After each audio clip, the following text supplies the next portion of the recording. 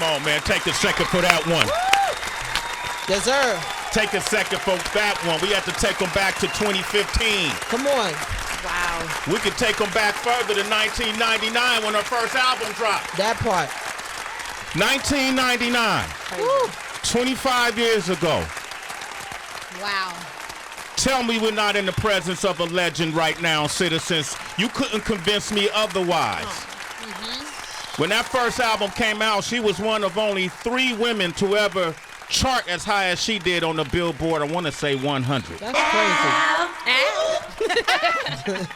At that time she came out, you got to understand what it was she went through before she got to that point to understand what makes this so significant that now we are looking at a goodwill ambassador.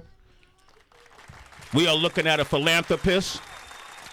We are looking at a mother. Yes. We are looking at a wife. Yep. And we're looking at an actress, a producer, and a hip-hop icon. Welcome her back to the show. Give it up for EVE. Thank you. I'm so happy to be back here. Thank y'all. Thank y'all. Thank you. Thank you. Happy to have you. And we can add Arthur to the list of Right. I am an author now. I'm an author now. Yo, what up, Eve? What's up? Yo, we got Eve back. Yo, I know. Yo, it's crazy. Yo, when you listen to your old music, we were just talking off mic. First of all, citizens, her new book is called Who's That Girl? Yes. It's a memoir. Perfectly Eve, titled. alongside Kathy Ian Dolly. Yes. And in this book, before we get to it, you don't spare any story or moment that happened in your career. No. I was wondering if some of them you were going to talk about or not, and you do this. Yeah, man. In which it made me believe that this memoir wasn't just for your audience. This was something you needed to do. 100%. 100%. Speak to that. It was definitely scary going in. I wanted to do it, definitely. One thing Kathy said to me, though, right in the beginning when we had our first few writing sessions, she was like, okay, you can't approach this like an interview. Because I think when we were doing our writing sessions, I kind of was putting up the wall. Yeah. You know what I'm saying? Where I was just going straight into, I can know how to answer that question. She was like, no. You thought you was on the radio. Right. Yes. Okay. Basically. Yeah. And then she was like, look, I don't want to take you back to the trauma, but you have to emote. So people understand where you were coming from at that time. And once she told me that, I was like, all right, well, if I'm going to do it, I'm going to do it. Word. I'm going to do it. And I'm going to be real vulnerable. I'm going to be real honest. This book is not salacious. It's not about nobody else. Everything about this book and moments in this book is about what I learned from it, how I grew from it. It's just part of the journey of who I am now. Yeah.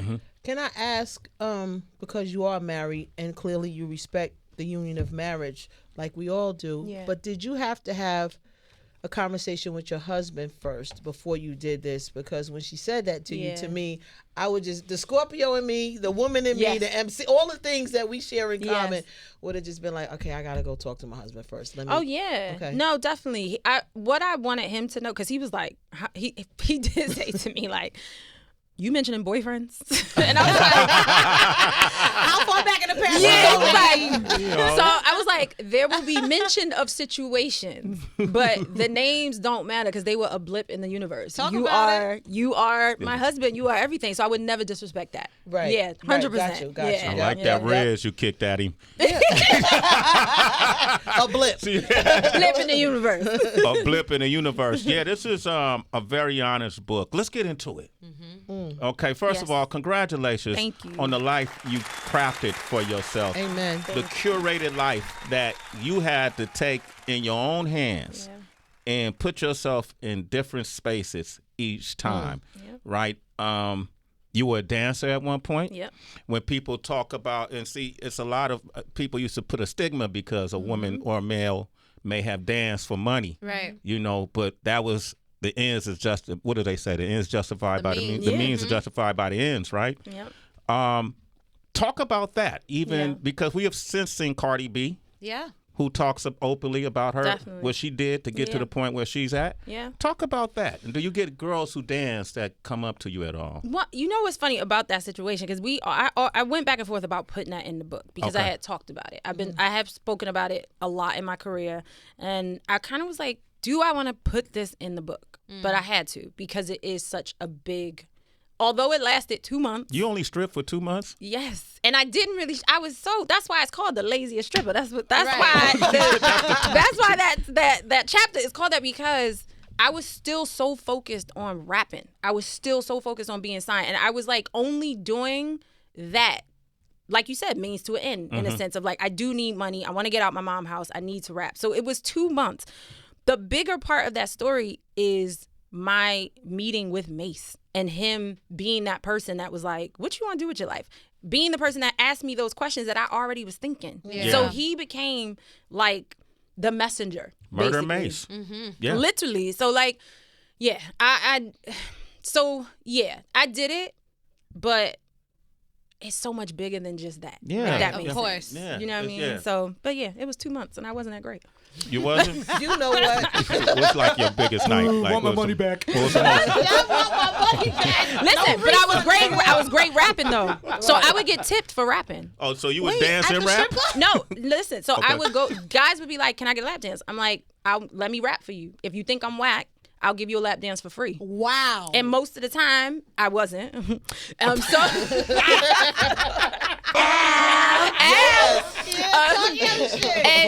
And I would get tipped literally for rapping, and like literally, guys used to be like, "Shorty, you crazy?" Like, of course, because what are you doing? Walking around a strip club rapping. But hey, man, I was like, "Fuck it, everywhere's a stage." Yeah. Right. I just didn't want to dance. There You you made go. a strip club a focus group. That's genius, actually. She made her strip club a focus group? That's how she got her marketing plan together. Basically, From the hello. strip And then club. your songs eventually play at strip clubs. Hey, That man, part. That's That's a wild great. full circle. crazy. You talk about wanting to rap, right? Yeah. And I want to get to that, but what was your life like prior to that? Like, Yeah. what led to the strip club? It was one of those things where I feel like in high school, for me, music had to be my life, right? But then I had made this promise to myself: if I hadn't gotten signed by 17, then I'm done. Then it wasn't meant to be. You know, when you were a kid and you just like, and I had tried. I feel like I had tried. I'd done every talent show. I used to come up to New York. I pawned things to come up here to like get my demo out, stuff like that, and it just wasn't happening. And I was like, out of high school, I needed money. Yeah. And I didn't want to ask my mom for money. It was just one of those kind of things where I'm like, you're 17, like stop, 18, stop. And my mom never put pressure on me. She wasn't kicking me out. It wasn't none of it. Was all me feeling like I needed to hold myself down. And that's when I went to that route, the dancing route. Like, I met some girls. It was like, we go to the Bronx every weekend. I'm like, all right, I'm coming. In 2 months, Yep. the last day you danced, what happened? The last day I danced was, so the night before is when I met Mase. Okay. And he was like, what you want to do? It was a slow night. And he was like, I was like, I want to rap. He was like, well, let me hear you. And we rapped a bit. He was like, yo, yeah, you're kind of dope. Like, he was like, why don't you get dressed and we can ride around the city and we could just listen to music. And I was like, I'm not coming with you. If my homies ain't coming, I'm not coming. I don't know. Like, it was full. And he was like, all right, be cool. Relax. Relax. He was like, my homeboy is with me. They can drive in the car with him and they could drive behind us. And that's exactly what we did. Literally drove around till the sun came up. Wow. Listened to music. Homegirls in the back.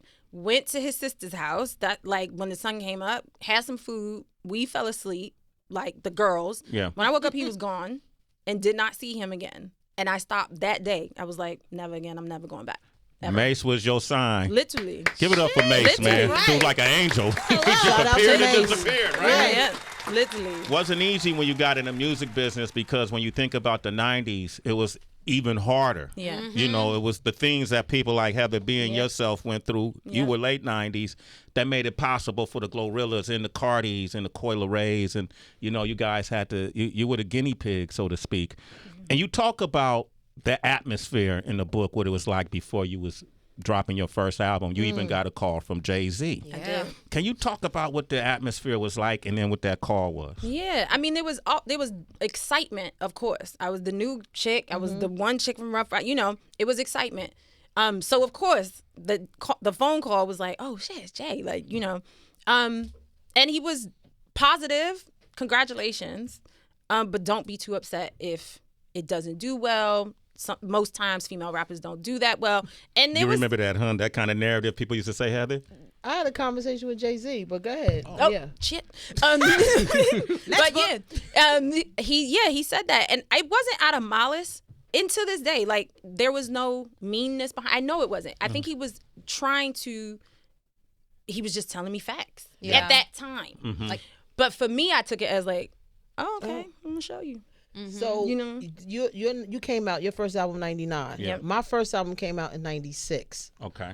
I saw Jay in the Palladium back when when he walked in the club, it's like the Red Sea parted. Yeah. And somehow we locked eyes, and he said, I need to talk to you for a minute. I heard your project. It's going to take you a long time. I'm like, what the hell kind of message is this from Jay-Z? Like, how you going to, you just killed me. My album. He was like, no, it's great. He's like, it's going to take a while for people to understand you. You just have to keep going. Yeah. And it was, to your point, it was probably not what you necessarily wanted to hear at the time. Yeah. But I needed to hear it. And on them days, because those are those days, I lean back on those words. Yeah. Even to this day, you gotta keep going. Yeah, gotta keep going. It's a battery in your back. It is. Yeah. He gave me the battery. It's the battery in your back, because I felt the same. Like, I didn't feel. There's no malice. There's nothing. There was no meanness about it. It was facts at that time, and trying to, I guess, temper my expectations, as someone said to me before. And I'm like, yeah, that makes sense. But for me, it was like, oh, okay, let me see. You know what I'm saying? Like, not to him. And I feel like, and I say this in the book as well, I think all of us in this world have that one thing, that one person, the one thing, somebody says something, they don't even know. You know what I mean? That helps you in some way. They don't even know. Like, and here's the hook. That was 96. That was 99. And we both still here. So thank you, 2024, you better talk about it. Let There Be Eve, Rough Riders First Lady, reached #1 on the Billboard 200. Yeah. That album. Yep. I love it, man. Eve is here. We're talking about her memoir. If you haven't, you got to get it. Who's That Girl? Tomorrow. It's coming out tomorrow. Pretty incredible.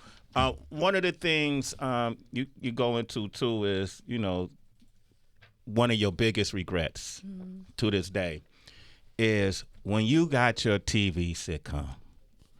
Oh, my gosh. The culture we didn't know how to take that. No. We saw LL had a sitcom. Will had a sitcom. Latifah. Yeah. Latifah had a sitcom.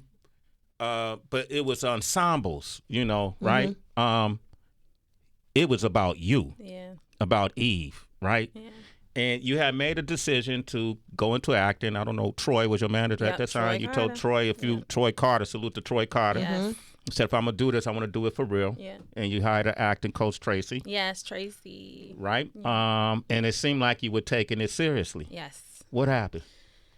Oof. It's a lot of pressure being the person that the show is named after. Yeah. There's a whole crew. There's a whole cast. I was still really in my rapperness. Like, I was still doing show. I was still touring. I was still doing so many things. And I didn't know how to be anything other than a person that was on the road. So I was drinking and going to the clubs and then trying to get to table reads at like 9 a.m. So I was just trying to juggle both because I just didn't understand. Until it got, I'd probably say the third season is when I started seeing it, but then I was like, I could feel that it was too late to kind of snatch it back. Like, I was having parties in my dressing room, like after parties after the club. Like, it was just really bad. What, like unsanctioned parties? Yeah, like I'd be like, we at the club, let's go back to my dressing. Like, it was after party. After yeah, I know. Like at the studio? After the club, I could just go back to the like, yeah. Really? Yes, it was crazy. To the set? Yeah. It was bad. I'm sorry. I'm just trying to get clear. It was bad. Wow. I know. It was bad. It was bad. So, obviously. And then. Right. And then what happened? Yeah. So, like, it is one of my biggest regrets in the sense that, not that I didn't take it seriously. I think if I had to do it over, I would have definitely just tried to find a mentor. Okay. And just help me. Because it was just so much pressure. I was the youngest on set. Everybody else was either just being married, just having a baby, so I wasn't even in that stage of life that they were just yet. Yeah. So I wish I would have just taken it a bit more seriously. Did any of the co-actors felt like, damn, Eve, you fucked this up for us? I never heard it from them. Yeah. Ever. And we still, we'll talk sometimes on IG or whatever. So I've never felt that energy ever. I think that's one of my personal things. Okay. You know what I'm saying? Like, when you just look back, I'm like, nah, you could have done that better. Yeah. You mentioned this is fun because we all been adjacent to each other all these years. Yes. I've seen Eve when she first came into the business, right? You mentioned that you partied a lot. Yeah. Right? Party hardy, alcohol, drugs, right? What was that definitive moment that made you go, uh-oh, if I don't stop, this could come to an end? It was my DUI because it was the first time, and not the actual accident, but having to wear the ankle thing. Oh, the ankle bracelet? Yes. Yep. Because I couldn't drink for 56 days. And I was so stressed and scared about not drinking because I couldn't remember a time where I hadn't been where I've been sober for a few days. So I begged my lawyer, like, can I do community service at a hospital? Like, anyway, like hospital, like, I will do anything. I will clean up the street, like, literally. And she was like, no, this is what they want for you. You have to do it. And sitting with my emotions saved me. For sure. Because I hadn't, and it gave me time to think about, like, why are you drinking? Why are you trying to numb yourself? What is the problem? So, yeah, my DUI definitely was that moment. What was the answer to those questions? I think I was dealing with a lot of anxiety, shit that we didn't talk about back then. Depression. We didn't even know the terms. You didn't even know the word. Like, imposter syndrome, all of it. All of it. All of it. Like, is this what I really want for my life? Is this where I'm supposed to be? Like, what is happening? Like, then I think also I was going through a weird transition of, are you going to be an actor? Do you still do music? The music was kind of coming down. The label situation was different. Like, it was so much shit going on. That for me, I was just like, I don't want to deal with it. I don't want to think about it. I don't want to deal with it. I don't want to think about it. Can I just ask real quick, because I also just quit drinking. I lost my mom back in April, and for some reason, it was just kind of like, I didn't see a reason, like you were just saying. Why am I drinking so much, so often? Like, and it was usually finding some way to rationalize it for myself. I quit cold turkey, and I really had no problems, no kind of like feeling. Did you do cold turkey, or did you kind of slowly get off it, just in case there's anybody else who might want to? Yeah, I slowly did for me, and I still did drink. I just was able to pull myself back. I have friends. I did go to AA. I had friends who really were people who couldn't even smell alcohol, or they'd be on a bender for 10 days. So then I started paying attention to stuff like that. Like, so yeah, I mean, once I found some answers, I was like, that's not what you need. That's not where you need to go. So I was able to just kind of pull it back a bit. Yeah. Eve is here, man. Woo! This is great, man. Who's That Girl by Eve. Woo! I feel like I got permission to just be all up in your business.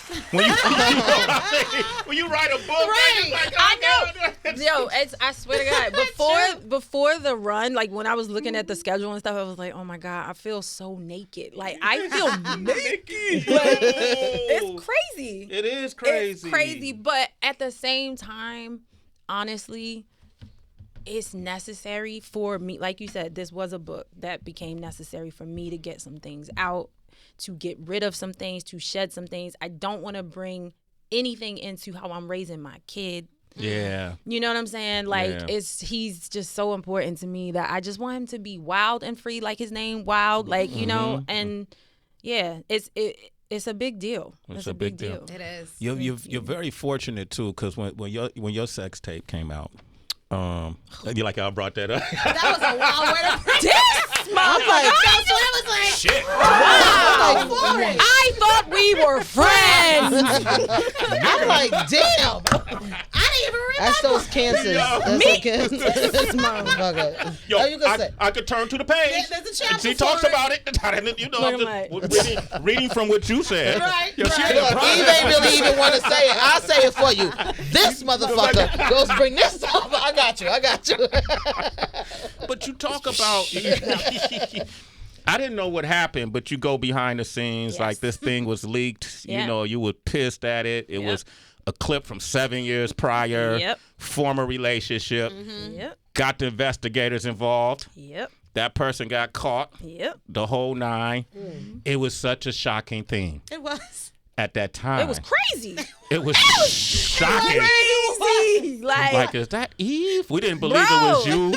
When somebody, I remember it. So, no, I was like, wow. Somebody called me. I was like, how you get a phone call about this? How do you deal with this? I called Troy. Yes, Troy, I make was it go bro, away. yes. No, it was crazy. Yeah. Did you feel like, because at that time it was new, like, and it was pre-social media. Yes. Yeah. Right? But it could make you feel like, damn it, this is going to end my career. I thought it was going to end everything. I was so embarrassed for my mother. Yeah. I swear to God. I thought about my mother first, but then I was like, God damn, like, Mommy? I had nothing to do with this. No, I was embarrassed I was so like, wow. But I was also so fucking hurt. Yeah. I was so hurt because I was like, wow, this was me in a relationship. I've done stuff that millions of motherfuckers do with their boyfriend all the time. Yes. It was so crazy, and I was so scared about my career. I was so scared. And at that time, I had fetish. Yeah. What like, name? Hello. That wasn't a part of the rollout. That wasn't a part of the rollout. That was not part of the plan. My bad. No Shannon. Damn it. No Come on, Shannon. talk about it. Come on. She said it wasn't part of the plan. Wasn't part of the plan. But no didn't plan Shannon. it. That's the new one. She said she didn't plan it. That's a good one. Yo, Gotta but stay you sharp around here. Stupid. Is it crazy though to see? There's many people that have capitalized on a sex tape now. Are you shocked to see that? Nah, man. Listen, if you want it, go get it. Like, if that's your thing, go get it. But I was like, no, bro. Like, I don't want that. Is so crazy. And I remember actually, I was on. I don't remember if I do put this in the book. I should remember. But I may have put this in the book. I think I did. I'll let you know. Go ahead. I was on an episode of. What was that show with Joan Rivers where they did the fashion? I did put this in the book. Fashion Police. Yep. And she brought it up and was like, she was like, what's wrong with you kids bringing out sex tapes? I was like, you kid, I was not in part of none of that. I was so, and then it brought it back because it had gone away and it slapped me in my face again where I was like, that's so crazy. Like that you would think that that's something I would do to On promote purpose, on yeah. purpose. Yeah. Like, yeah, it was nuts. Nuts. Yeah. No pun intended. I hate y'all so much. It's Sway, yo.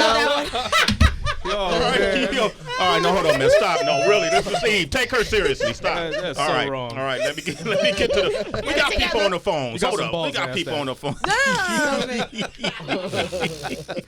Crystal's on the line from Houston. Crystal, say hi to Eve. Hey, y'all. Hey, up? Sway. Hey. Heavy. What's up, girl? What's up, Hey, Crystal? Eve. Hey, Hey, oh what's my up?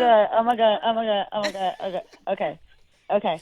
So, I just want to tell you this. Because of you, I love hip hop, and I'm gonna tell you why. The song "Love Is Blind." Oh, Yes. man. When that was released in 98, 97, 98, 99, I was literally like 7 years old, and I had a sister that was going through the same exact thing. Wow. So that song, man, just to like go through that and see that, and then you write about it, and thankfully my sister didn't, that didn't overcome her, and it Thank didn't, God. but I just want to tell you that. So I listen Thank to you. it. It's on my faves. And I just love you. I love how far you have come, the things that you have done, the things that you have continued to do. And I'm so proud of you, having your son and everything. So Thank you. I just want to let you know that I love you and I'm proud of you and I'm so thankful for you. Thank you so much. Thank you for that. Thank you. That was I feel amazing, that love. Thank Crystal. Crystal, you could show her how much you love her by getting her new book, Who's That Girl? Oh, a memoir. I will do that. I will Thank do you. that. Thank Okay, you. show her And you I'm going to love tell her. Amir y'all said, hey, just so y'all know. Tell him that's her son, Amir. He's the most adorable dude, but he's like our biggest listener. Oh, but he's like 8 years old. Oh, What- no way. yeah, how old is he now? He's 9. 9. Oh, he Aw, turned 9. Amir. We've been with him since. Well, how long we been with Amir? For about 2 years, 3 years. yeah, okay. nice. All Wow. right. Nice. Tell him we said hi. Okay, you a citizen. All Sway right. in the morning. All right. We got Al from Baltimore. Go What up, ahead, Al? Ow. Ow. Ow. Hello? It's on the line. Go ahead, Al. Hello? Yeah. Al, speak. Hey, my bad. Okay. I'm sorry. I did. Yeah. My bad. I'm sorry. Hey, great morning to everybody. I got 2 quick questions for Eve. Yeah. Go. Oh, one is, have you ever considered doing an album with drag on? Because the way y'all two just went at with each other and just bounced off each other, I think that would be a great album. And 2, being on a label with some of the big dogs, and like you said, Pitbull in the skirt. What was your motivation to go in there and write those lyrics to show that you could swing with any and everybody? One, I never thought about doing an album, but I loved always when I was in the studio with Drag. Drag is, to me, still one of the dopest MCs sick. ever. Drag on is like... We got to find a way to get on that spotlight. Yes, because he deserves it, and he's the shit. So I never thought about an album, but he is everything. He's the shit. And 2, honestly, my motivation was I had to show up, period. I had to show up. It was boot camp. Like that, I always say, for me, Rough Riders was hip hop boot camp, and it was healthy competition, and everybody wanted to be that next player, and that was my motivation right there. And I never wanted to feel like they had to carry me. I needed to be their equal. So yeah, that was my motivation. Hey Al, that was a great question, man. You're a super citizen. Sway in the morning. Hey Al, did you hear about her new book, her memoir? Oh yeah, I just heard about it. It comes out tomorrow, correct? Yeah, you gonna get that? Go ahead and buy a hard copy. Oh, I'm definitely going to get that. All right, I'm definitely going to get that, man. I love me some Eve, man. I know it sounds real cliche, but I love me some Eve. Oh, and one other thing for Sway. I apologize for everybody about this, but I'm hating because that Stephanie Mills interview. I'm really hating on you. Yeah, I got to go back to that. Are you jealous or you hating? Which one? Which one is it? I'm both. Okay. It's both. It's just going hand in hand. But why you hating, bro? Yeah. Stephanie came up here. Eve had a great time. Stephanie Mills, we gave her a high frequency interview, like conversation, that would mirror the magnitude of who Stephanie Mills is. Eve, just the same way we doing with you. Hey, Al, get the book. All right? Bye, Al. All right, let's take one more, all right? That's so funny. Yeah, man. What'd that say? Maximilian. That's a good story. Let's talk about Maximilian. Yeah. You still take the call or talk about All right, you said you have Wait, you said one more. One more. Get the caller. Tracy, answer about Maximilian. Well, I loved what you said. Sorry, caller. We love you, citizen. I love that you recognize the immediate connection that you had with Max and that it was worth an investment. Yeah. But I love that simultaneously you did not force the pace. And he came to you. He clearly knew what he wanted. Yes. And he came to you. But there was a line I had to highlight it because I was like, bruh. We all got notes in the book. I said, this is my one. Okay, so for citizens, when you get the book and you read about this, you're going to see that they were, because Max lives in Europe, in London, and Eve is over here in the States. So they had a long distance relationship, but it came to a point where it's like, okay, somebody is going to have to make the heavy sacrifice and compromise by moving. So Eve recognized it was her. So she's talking to one of her girls, Erin, and Erin says, I can't believe that you're going to do all of that without a ring. Eve's response was, look, I'm doing this to see if I want the ring. 100%. And I thought that was so important because we oftentimes hear that where some women are like, no, I'm going to hold on that. I don't want anything to feel like a rehearsal. If I don't have the ring, then it's not worth the sacrifice. It's not worth the effort.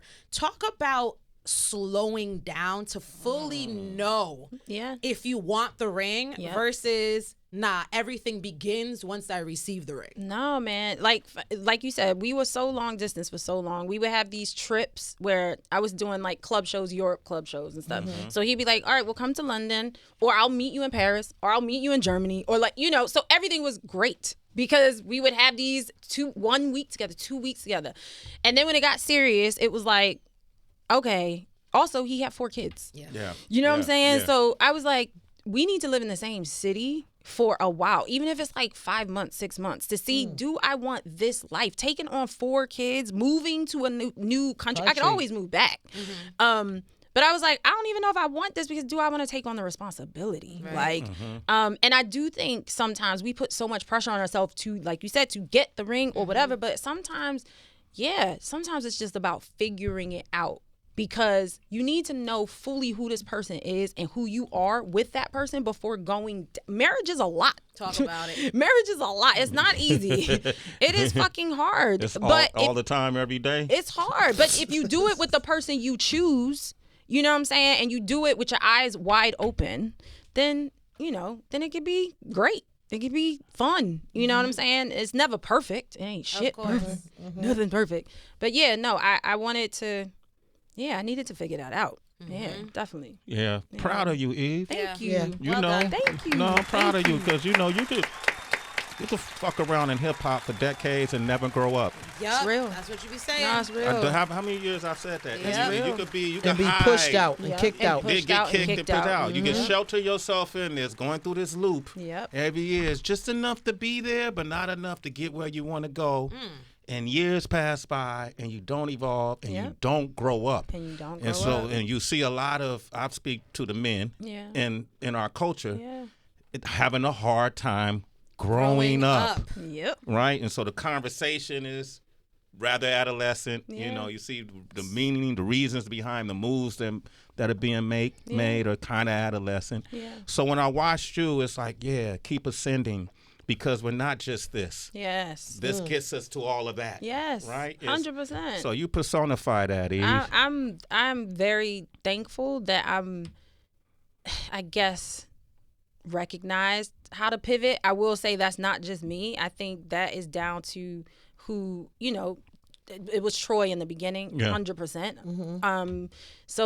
And he was very much big on like longevity. If you want longevity, you need to be doing this. You need to be trying this. And thankfully, I was open to that because I think that's also the other thing is you got to be open to the other opportunities. Yeah. But being in this business will make you feel like that's why a lot of reasons. Even if I wasn't with my husband, I don't think I would live in New York or LA. Yeah. I think I still would be living somewhere else because it breeds that I got to keep up. I need to see what else is next. What's going on? Is anybody checking for me? All that. I like that shit is tiring as fuck. Yeah. Like it really is. Like and I think a lot of my drinking came from that exhaustion as well. You know what I'm saying? So I'm grateful that I've been able to pivot.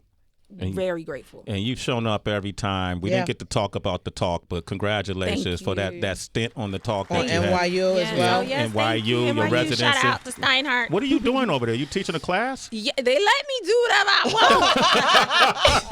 want. Really? Literally, they're like, whatever you want to do. I was like, okay. So, it's a year-long residency. My first official kind of like meet and greet with the community is next Saturday. I'm really excited about it. But I get to build curriculum how I want. There's a big thing in the spring. I have another one in November. We'll talk actually because so I get to do whatever I want. Okay. So which is very kind of them because I could come do whatever. It's once a month or no? So technically I only have to do 3 or 4 a year. So I have to do 2 here, and I'm gonna do 1 in London. Dope. 3 here it'll turn out to be, and I'll do 1 in London on their campus there. So I think Heather and Tracy would be great speakers. I see a women's panel. Absolutely. Right? No, that's why I said we gonna talk real okay. shit. I'm dead ass. I ain't bullshitting. All right. Hey, this is Eve, man. Listen, we're gonna leave a lot of these stories. She do get into the talk. It's good. And Thank Julie. you. Yeah, Thank you. really good. Thank you. Shout out to Kathy. Yes. Okay, shout out to Kathy. Shout out to your mom, everybody. Shout out to my mama. Yeah. Franco from Georgia, Kareem in Maryland, Artemis in Pennsylvania, that person in Arizona. Hit up Eve directly. Mallory in Arizona. Hit up Eve on her social media. Yes. Ask her the questions you wanted to ask us. The real Eve. Congratulations, Thank Eve. you so much. Yes. Take a big round Thank of applause. y'all. Come Thank y'all back for having me. Love you. You did your thing, Eve. You wrote your shit off on this book. Yo.